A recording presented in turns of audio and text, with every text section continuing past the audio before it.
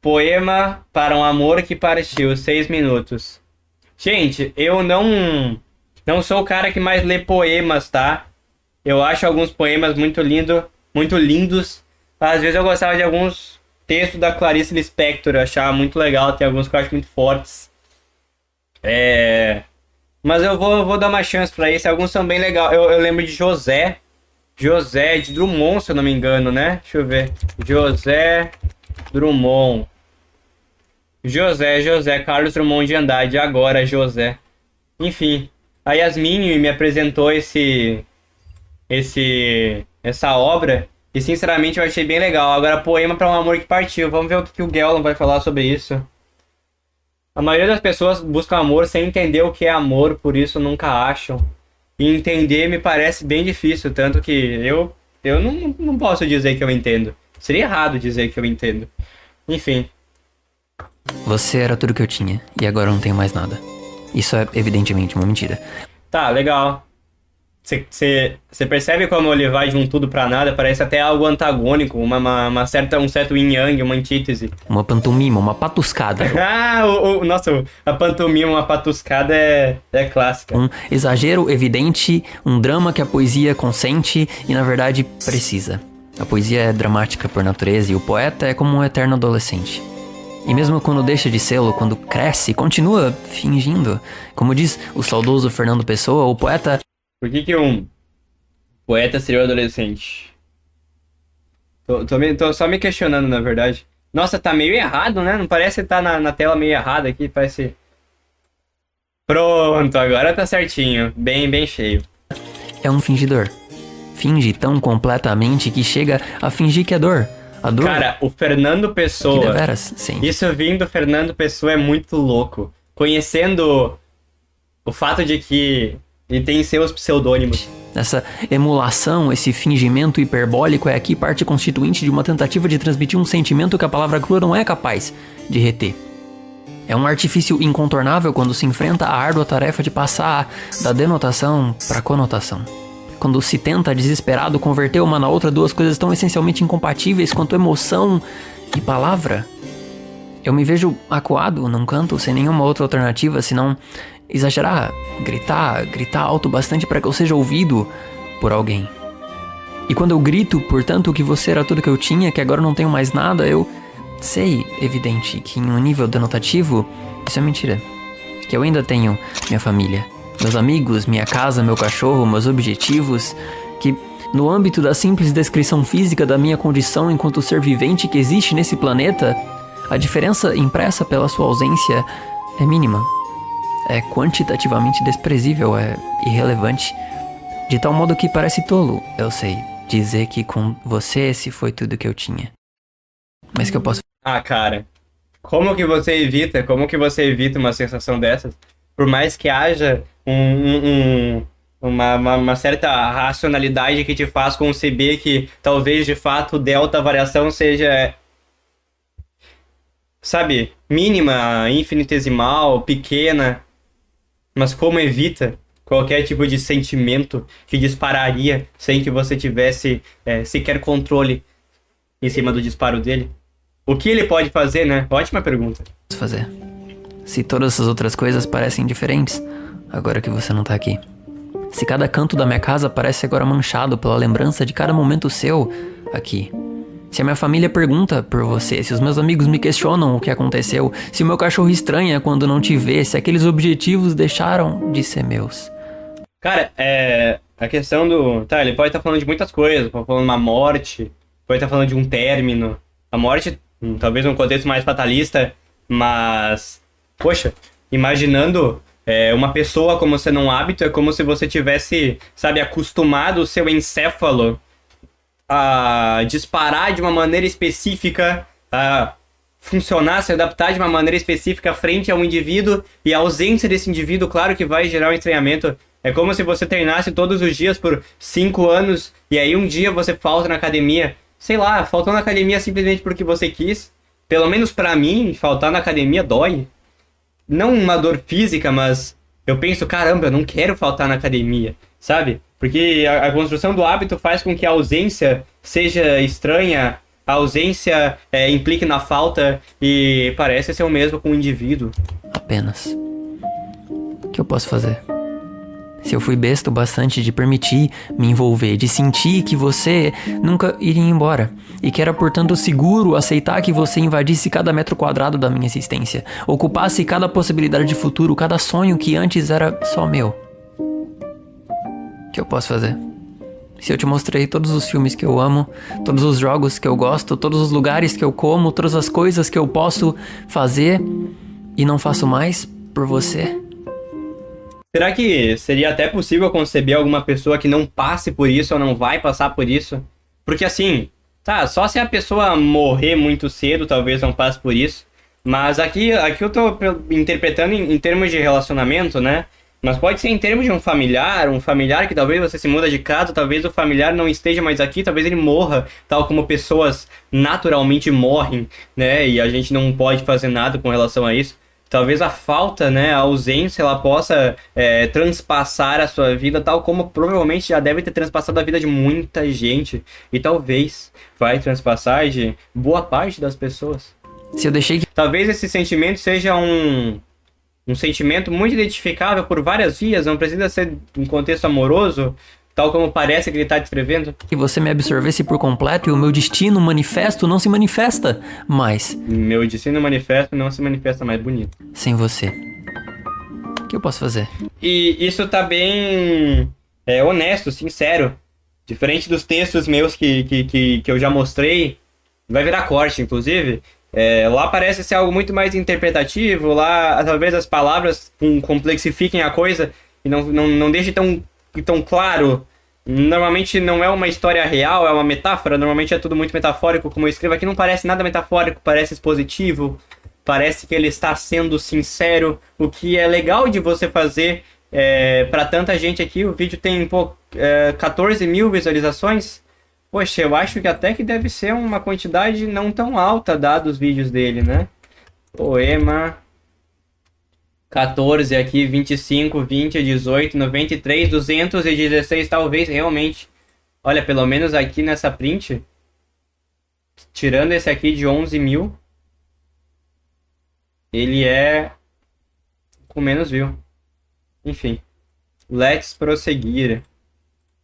O que eu posso viver agora, quando a sua ausência se insinua a cada quarto de hora, em cada fresta, cada aresta, cada festa tem um momento de silêncio, uma taça de vinho, um instante em que eu penso no escuro sozinho que eu te perdi, que você foi embora e que o mundo lá fora perdeu pra mim um elemento quantitativamente desprezível, sim, denotativamente irrelevante, sim, mas qualitativamente insubstituível, conotativamente inexpressável, e essas palavras se enrolam numa língua que não é mais a minha, numa boca que eu não mais conheço, numa voz que não me pertence, num pensamento que não era possível, que não deveria ser possível. Caramba, olha só.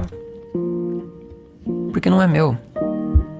Não sai de mim, não é compatível com a versão de mim que eu compreendia desde sempre, ou pelo menos desde que você veio. O que eu posso fazer?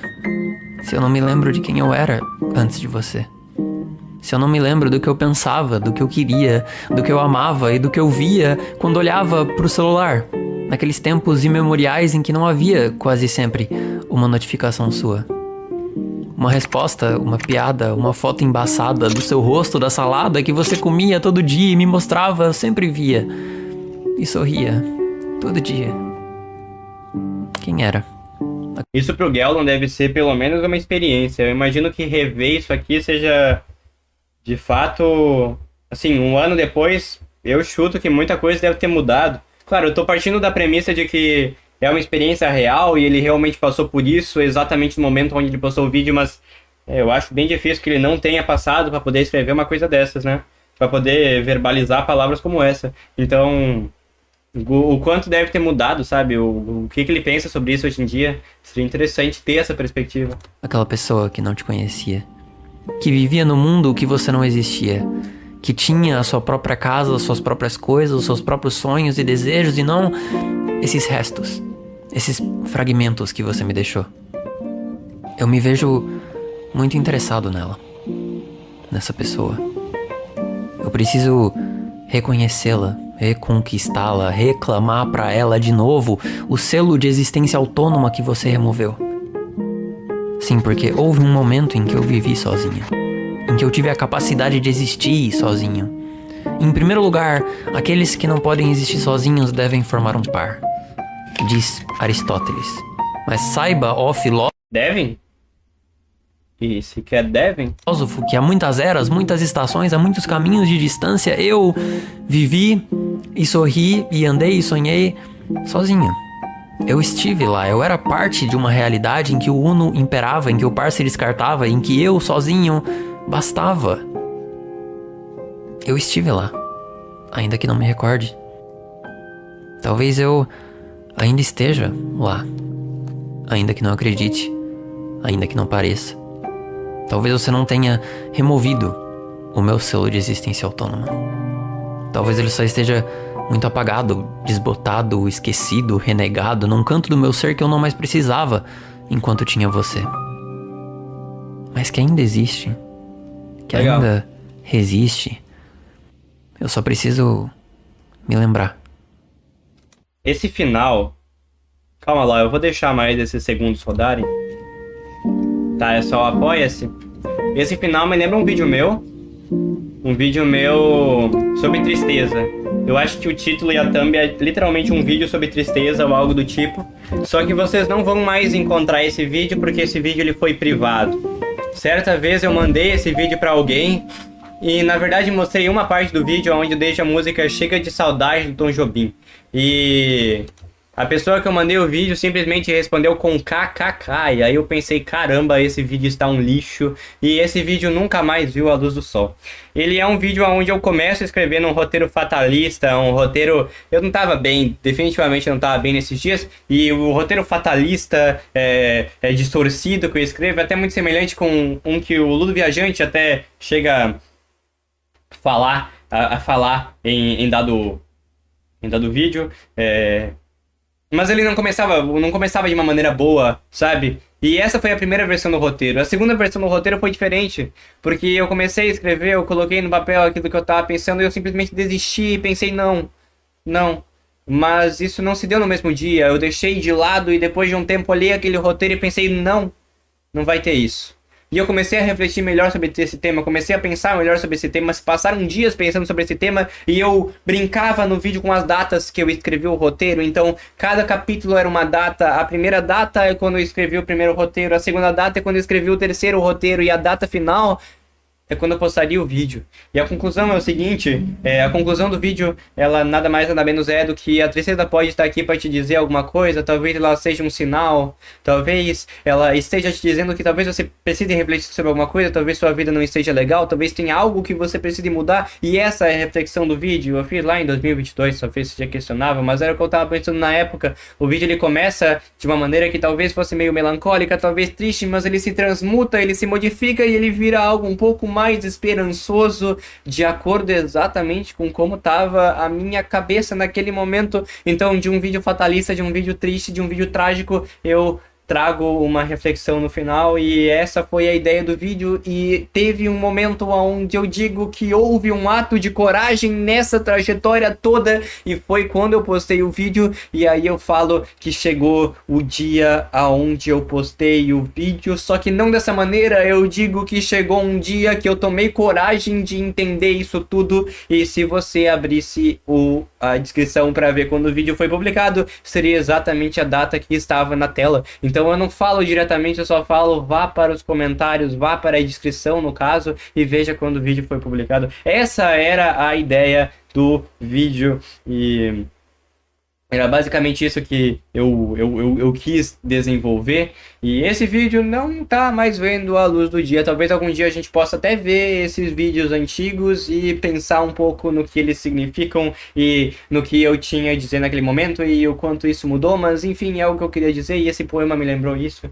Enfim, é algo que talvez seja, né, agora falando sobre o vídeo do Gellon, talvez seja algo identificável, algo que muitos de vocês já devem ter passado, e muitos de vocês provavelmente vão passar passar aí se você lembrar de mim, desse singelo vídeo, desse singelo react nesse canal, com a foto minha com um casaco branco. Se em algum momento você lembrar disso e tiver passado por isso, dá uma voltada aqui e tenta entender o que o Gellan quis dizer, porque talvez faça um sentido diferente. É aquela coisa até meio clichê de você ouvir uma música sobre término de namoro, depois de um término de namoro, entender que a música que você ouvia há um tempo atrás agora faz sentido.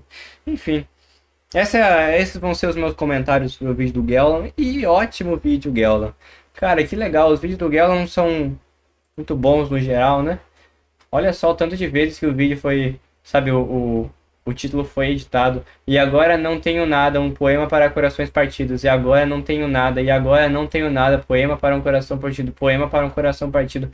Carta para um amor que foi embora, carta para aquele que me deixou, aquela que me deixou, carta para um amor que partiu, e agora poema para um amor que partiu.